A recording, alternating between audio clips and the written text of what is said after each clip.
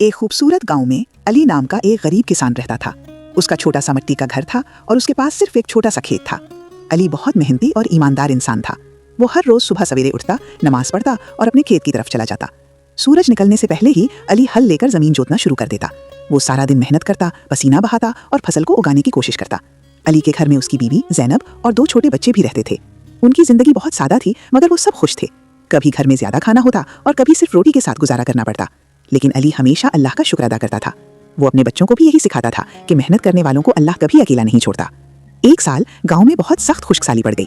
कई महीनों तक बारिश नहीं हुई, खेतों की जमीन खुश्क होने लगी और फसलें मुरझाने लगी। गांव के ज्यादातर किसान बहुत परेशान हो गए।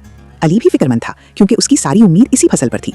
अगर फसल ना होती तो उसके घर में खाना लाना मुश्किल हो जाता। लेकिन अली ने हिम्मत नहीं हारी। वो हर रोज अपने खेत जाता, दूर दरिया से पानी लाता और पौधों को पानी देता।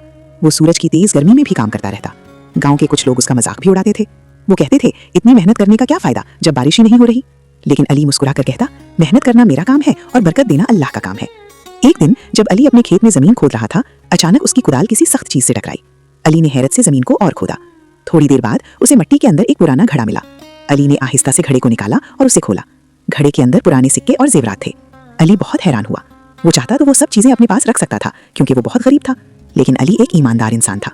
वो फौरन वो घड़ा लेकर गांव के नंबरदार के पास गया। उसने नंबरदार को सारी बात सच सच बता दी। नंबरदार अली की ईमानदारी देखकर बहुत मुतासिर हुआ। उसने गांव के लोगों को जमा किया और कहा, अली एक ईमानदार और मेहनती इंसान है, ऐसे लोगों की कदर करनी चाहिए।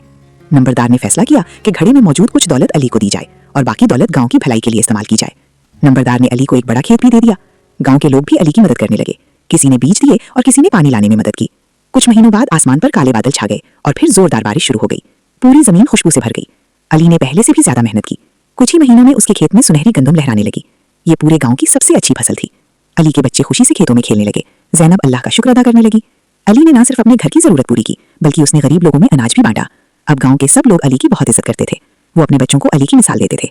अली हमेशा यही कहता, इंसान को कभी हिम्मत नहीं हारनी चाहिए। अगर इंसान सच्ची मेहनत करे और ईमानदार रहे तो अल्लाह जरूर मदद करता है। इसी तरह अली की मेहनत, ईमानदारी और सब्र ने उसकी जिंदगी बदल दी और वो हमेशा खुशी और इज्जत के साथ अपने गांव में रहने लगा। कहानी का सबक ये है, मेहनत, सब्र और ईमानदारी इंसान को कामयाबी तक पहुंचा देती है।